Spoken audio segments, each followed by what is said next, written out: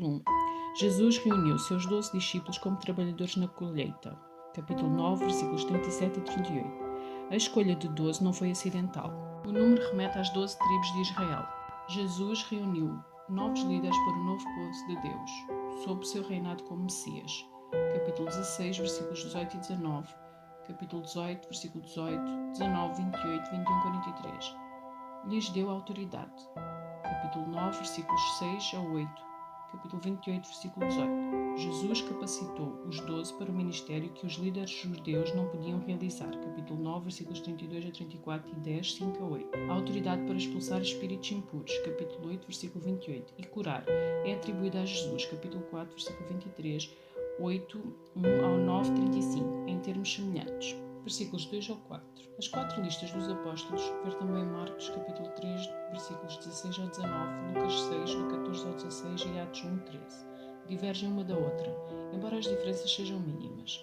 A ordem de cada lista varia um pouco, mas só os nomes Tadeu, em capítulo 10, versículo 3, e Marcos 3, 18, e Judas, filho de Tiago, em Lucas 6, 16 e Atos 1, 13, diferem. Pode ser que estes dois nomes se apliquem à mesma pessoa. Versículo 2. Os apóstolos são embaixadores ou mensageiros nomeados e enviados por uma autoridade com o objetivo de representá-la e realizar tarefas que lhe foram prescritas. Ver capítulo 10, versículos 1 ao 8 e o 40, capítulo 28, versículo 16 ao 20. O termo também é aplicado a Paulo, Gálatas 1:1. Primeiro Simão, também chamado Pedro. Pedro teve prioridade cronológica, capítulo 4, versículos 18 ao 22, capítulo 16, versículo 17 a 19, e posicional como líder e representante dos apóstolos, ver capítulo 19, versículo 27, 26, 33 e Atos 2, 14. Versículo 3, Mateus, cobrador de impostos, ver capítulo 9, versículo 9, também é chamado Levi, Marcos 2, 14. Tadeu, alguns manuscritos trazem Lebeu, outros Lebeu, que é chamado Tadeu. Versículo 4, Cananeu. É um termo aramaico aplicado aos judeus nacionalistas conhecidos como zelotes. Eram judeus militantes que acreditavam na violência e na guerra como meio de realizar a vontade de Deus. Judeu nacionalista. Simão provavelmente era um homem zeloso da lei. Atos 22, do 3 ao 5, Gálatas 1:14, Filipenses 3:6. José culpou o partido dos zelotes pela grande guerra com Roma em 66 a 70 d.C. Iscariotes talvez se refira a alguém procedente de Cariote, no sul da Judeia.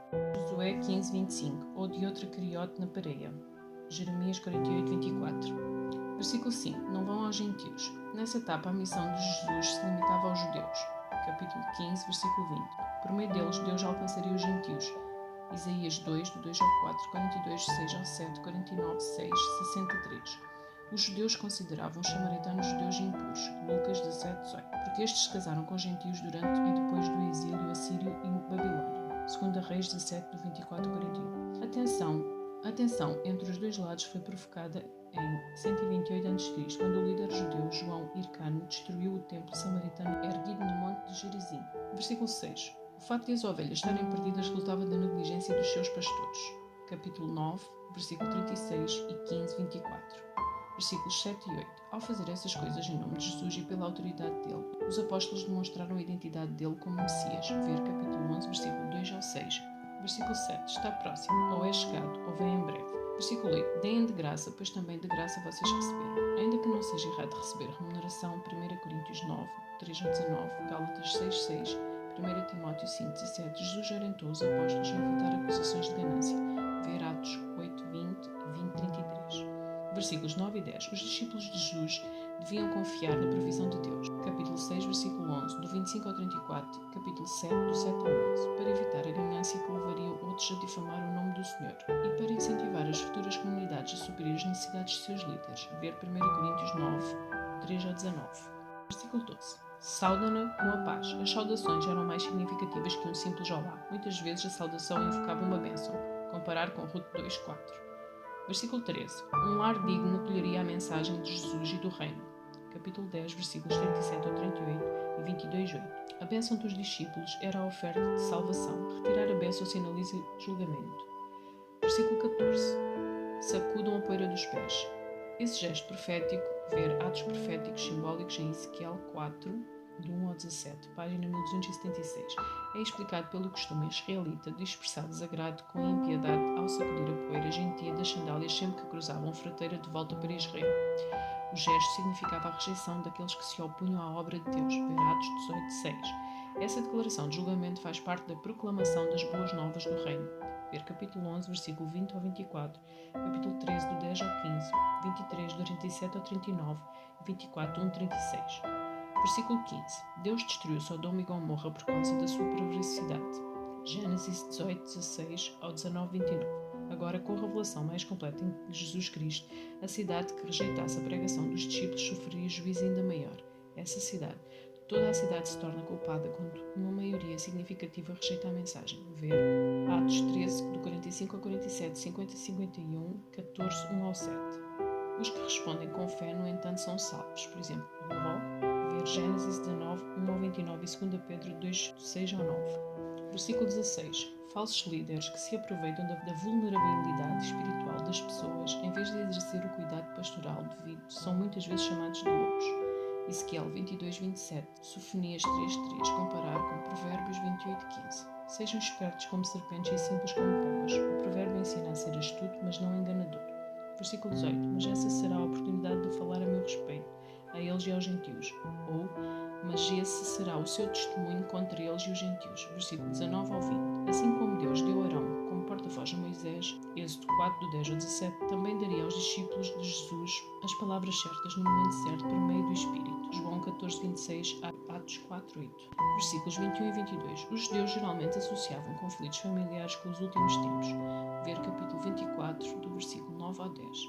Jesus também enfrentou esses conflitos. Capítulo 12, do 46 ao 50. Quem perseverar até ao fim refere-se àqueles que permanecem fiéis a Jesus até à morte ou até ao seu retorno. Capítulo 10, versículo 23. Será salvo. Embora alguns entendam essa frase como referência ao livramento temporal da perseguição, como a libertação da prisão, a ideia aqui é a de salvação eterna para os que permanecerem fiéis. Versículo 22. Por minha causa, literal, por causa do meu nome. Versículo 23. Filho do Homem é um título que Jesus usa para si mesmo. Voltará. Alguns estudiosos entendem que essa seja uma referência à segunda vinda de Cristo para a sua igreja, enquanto outros acreditam. Trata-se de um julgamento prévio. Mais especificamente, a destruição de Jerusalém, em 70 depois de Cristo. Ver capítulo 16, versículo 28. Antes que tenham percorrido todas as cidades de Israel. Jesus queria dizer antes que tenham fugido por todas as cidades. Ou, talvez, antes que tenham anunciado as boas novas a todas as cidades. O foco no tema da perseguição, ver capítulo 10, versículo 17 a 39. Favorece a primeira hipótese, que sugere uma comparação com as cidades de refúgio. Números 35, 9 ao 32. A ênfase está na amplitude da rejeição da mensagem. Versículo 25.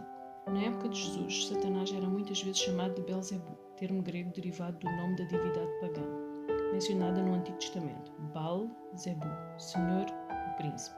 A Vulgata traz Belzebu, que é a transliteração de uma expressão hebraica, Senhor das Moscas. Mais provavelmente um insulto judaico Baal-zebu. Ver 2 Reis 1:2. Versículo 28. Os discípulos de Jesus temem somente a Deus, obedecendo-lhe e dele testificando. Ao contrário dos governantes humanos, a autoridade e o juízo de Deus são ilimitados. Inferno, em grego, Gena. Ver nota no capítulo 5, versículo 29. Versículos 29 ao 31.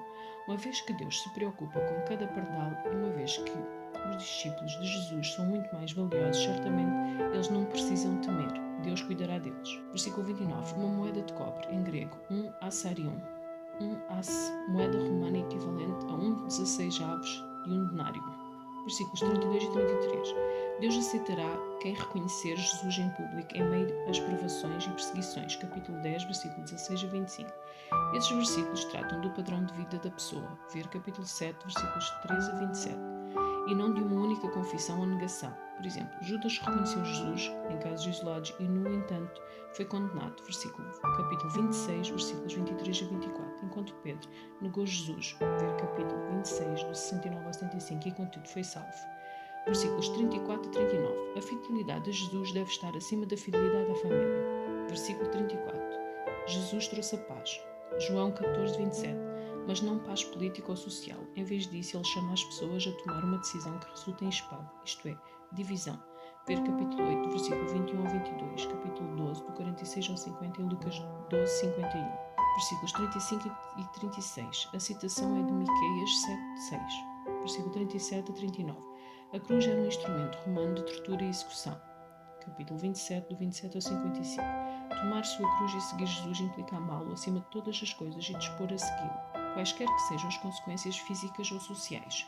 Versículo 41. Quem acolhe um profeta como alguém que fala da parte de Deus, literalmente, quem recebe um profeta em nome de um profeta, a mesma recompensa que um profeta. Literal, a recompensa do profeta significa a mesma recompensa que um profeta receberia ou o benefício do ministério de um profeta. Um justo é aquele que ajusta seu comportamento à lei de Deus, conforme ensinada por João Batista, capítulo 21, versículo 32, e por Jesus, capítulo 3, versículo 15, sendo, portanto, aprovado por Deus, capítulo 13, versículo 43 e 49, capítulo 25, versículo 37 ao 46. Versículo 42. Ao menor de meus seguidores, refere-se provavelmente à baixa posição social de grande parte dos seguidores de Jesus, comparado com o capítulo 5, versículo 3, o 18 do 1 ao 5, o 6, 5 e o 23 do 5 ao 12.